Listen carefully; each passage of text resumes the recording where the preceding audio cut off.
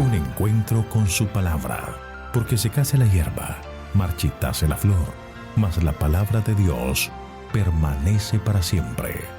Con ustedes, el doctor José Ricardo Arias Quintero.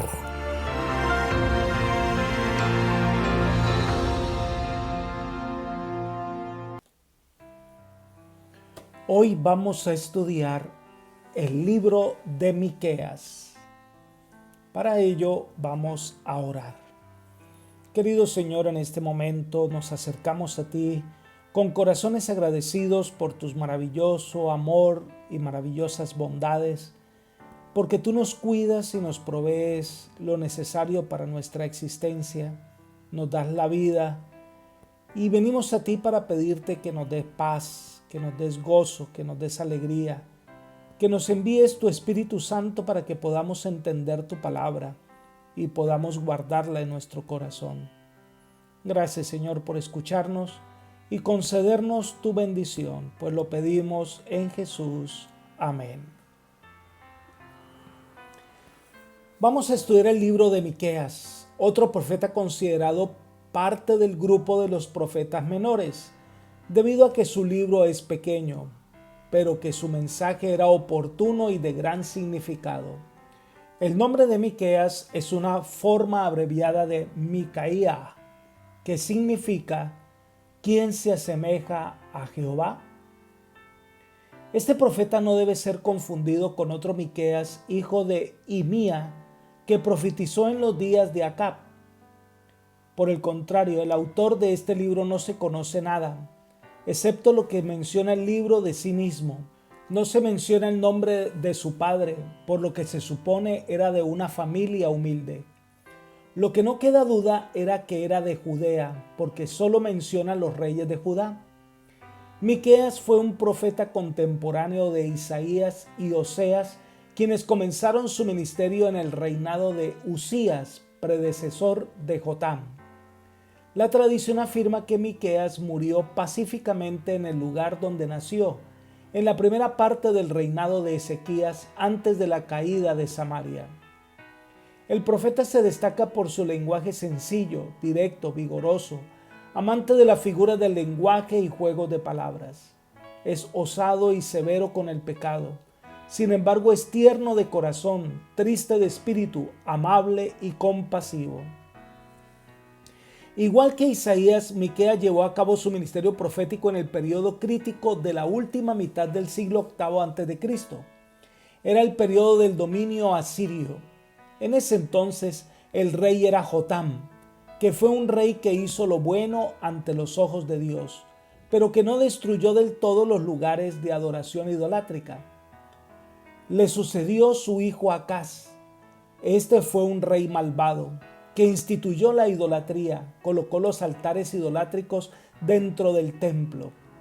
Leamos el libro segundo de Crónicas, capítulo 28, versículo 3.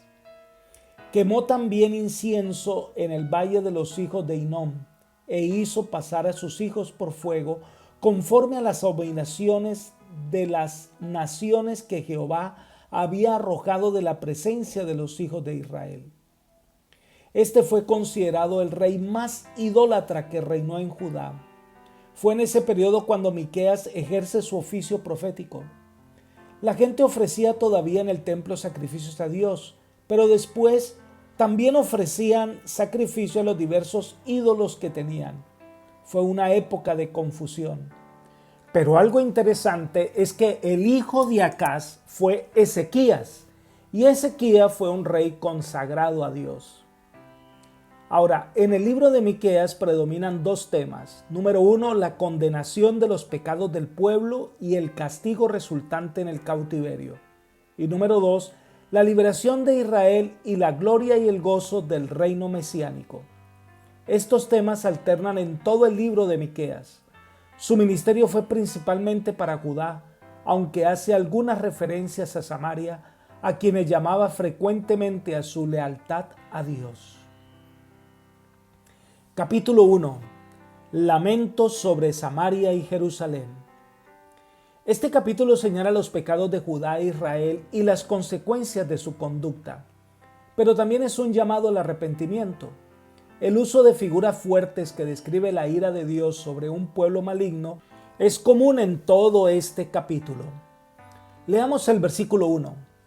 Palabra de Jehová que fue dirigida a Miqueas de Moseret en los días de Jotam, Acaz y Ezequías, reyes de Judá, lo que vio sobre Samaria y Jerusalén.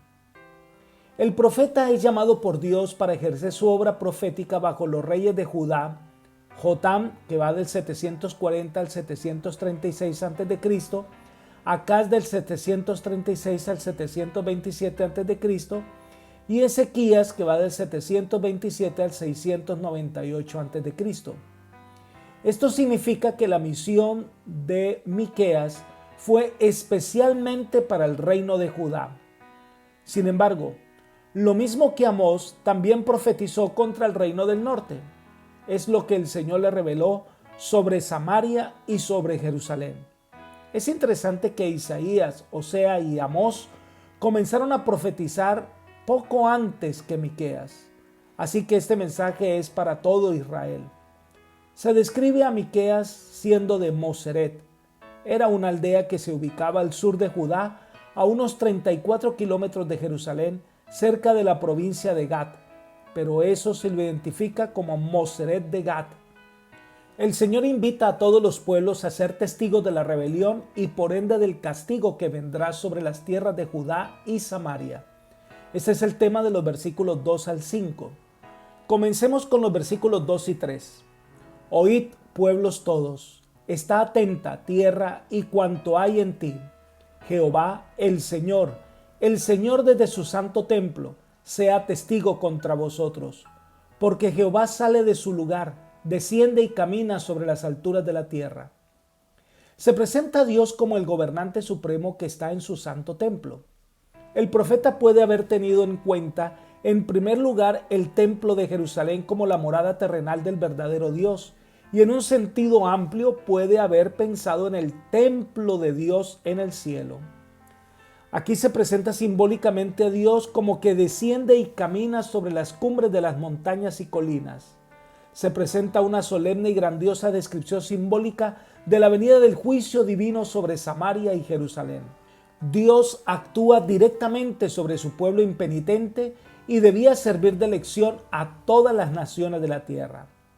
Elena de White comenta: con infalible exactitud el infinito sigue llevando cuenta con las naciones. Mientras ofrece su misericordia y llama al arrepentimiento, esta cuenta permanece abierta. Pero cuando las cifras llegan a cierta cantidad que Dios ha fijado, el ministerio de su ira comienza. La cuenta se cierra. Cesa la paciencia divina. La misericordia ya no intercede en favor de aquellas naciones. Libro Profetas y Reyes, página 269. Dios lleva cuenta de las naciones de la tierra para emitir un juicio en el que se destaca la justicia divina. Por eso se muestra a Dios saliendo de su templo para ejecutar su juicio acompañado de grandes fenómenos naturales. Esto sirve de símbolo para lo que pasará al final del tiempo. Jesús termina su obra de intercesión. Los hombres han llegado al colmo de su maldad. Ahora sale el Señor del templo. Su obra de intercesión ha terminado. Ahora viene a dar la recompensa a cada uno.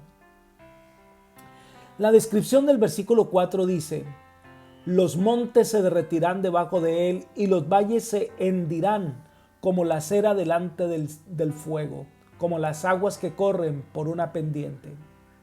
Con frecuencia se presenta la venida del Señor como acompañado por una convulsión de la naturaleza. Esto se puede aplicar a lo que sucederá a la tierra en la segunda venida de Cristo, que será precedida y acompañada por un espantoso cataclismo de la naturaleza. Veamos lo que en visión profética Elena de White describe en el momento de la liberación del pueblo de Dios. Dice: es a medianoche cuando Dios manifiesta su poder para librar a su pueblo. Sale el sol en todo su esplendor. Sucédense señales y prodigios con rapidez. Los malos miran la escena con terror y asombro, mientras los justos contemplan con gozo las señales de su liberación. La naturaleza entera parece trastornada. Los ríos dejan de correr. Nubes negras y pesadas se levantan y chocan unas con otras. En medio de los cielos conmovidos hay un claro de gloria indescriptible, de donde baja la voz de Dios semejante al ruido de muchas aguas diciendo: hecho es. Esa misma voz sacude los cielos y la tierra. Síguese un gran terremoto, cual no fue jamás desde que los hombres han estado sobre la tierra. El firmamento parece abrirse y cerrarse. La gloria del trono de Dios parece cruzar la atmósfera. Los montes son movidos como una caña al soplo del viento y las rocas quebrantadas se esparcen por todos lados. Se oye un estruendo como de cercana tempestad. El mar es azotado con furor.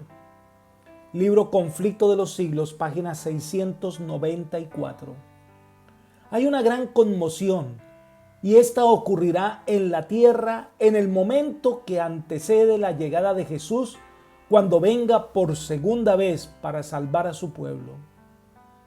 Volviendo a la descripción que ofrece Miqueas capítulo 1, leamos el versículo 5. Todo esto por la rebelión de Jacob y por los pecados de la casa de Israel. ¿Cuál es la rebelión de Jacob? ¿No es acaso Samaria? ¿Cuál es el lugar alto de Judá? ¿No es acaso Jerusalén? Aquí se presenta que este juicio es por la rebelión de Judá y por la rebelión de Israel, siendo que sus capitales son Samaria y Jerusalén, se habían convertido en los centros de idolatría e iniquidad. Los lugares altos es una referencia a los templetes y santuarios paganos en las cumbres donde se practica la idolatría. El pecado ha llegado a su colmo y el Señor viene a dar castigo a su pueblo por su maldad. El Señor entonces describe el tipo de juicio que vendrá sobre su pueblo. Es el tema de los versículos 6 y 7. Leamos. Haré pues de Samaria montones de ruinas, tierra para plantar viñas. Derramaré sus piedras por el valle y descubriré sus cimientos. Todas sus estatuas serán despedazadas, todos sus dones serán quemados en el fuego, y asolaré todos sus ídolos, porque con salario de prostitutas los juntó y salario de prostitución volverá a ser. Aquí vemos a Miqueas que usa un lenguaje poético para describir la destrucción que vendrá sobre Samaria y posteriormente sobre Judá. Allí quedará al descubierto su maldad y su rebelión.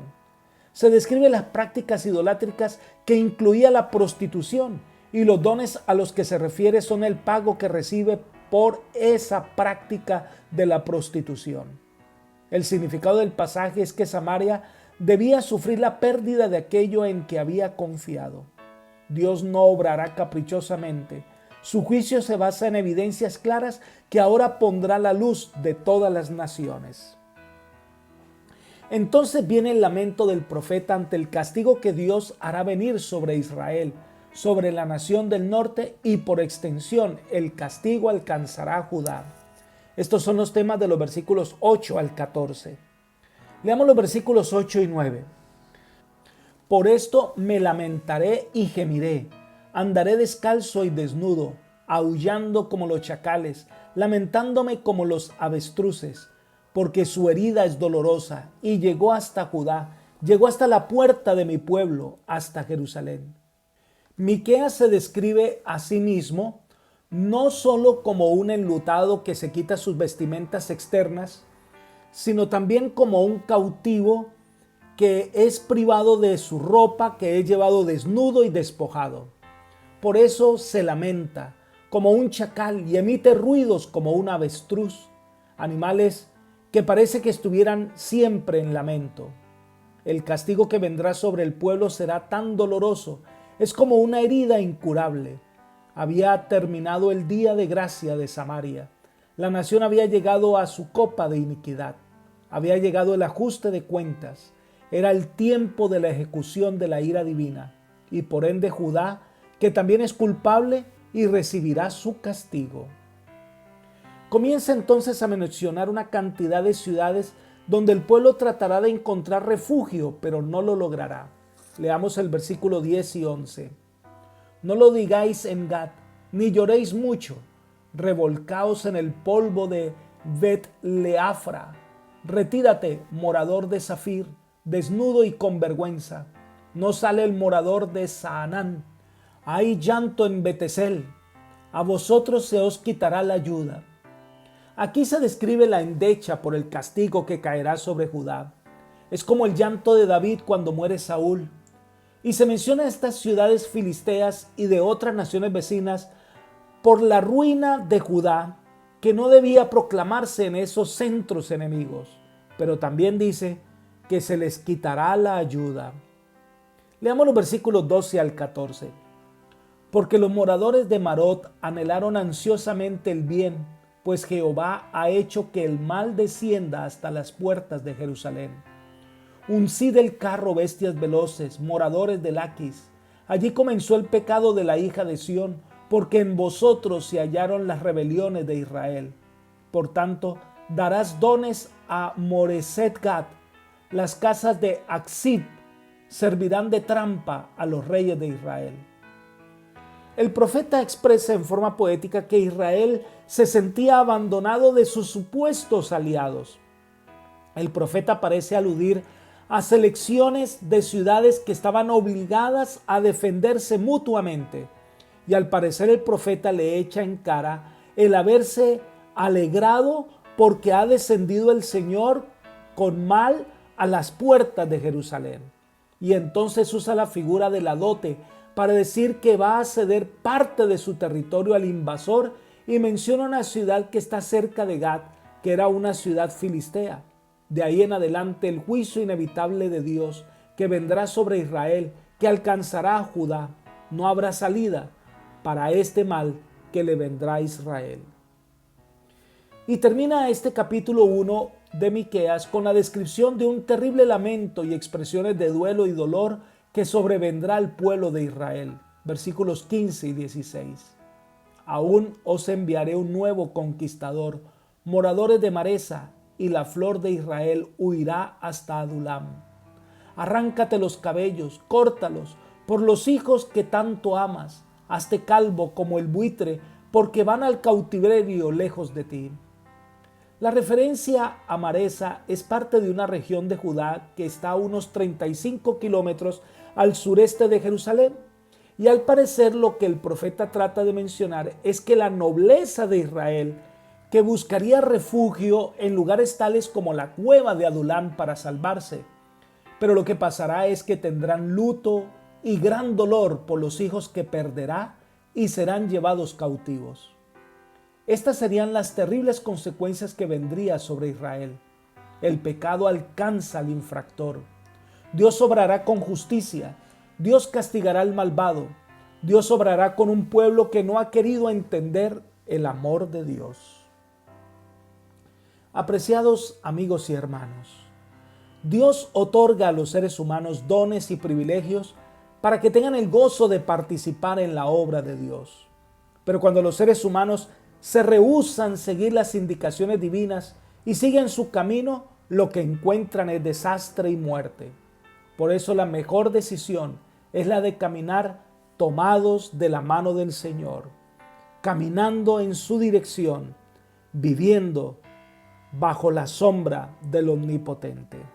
Que el Señor hoy te bendiga y te guarde, y que puedas transitar por las sendas de justicia. Es mi oración por ti. Amén.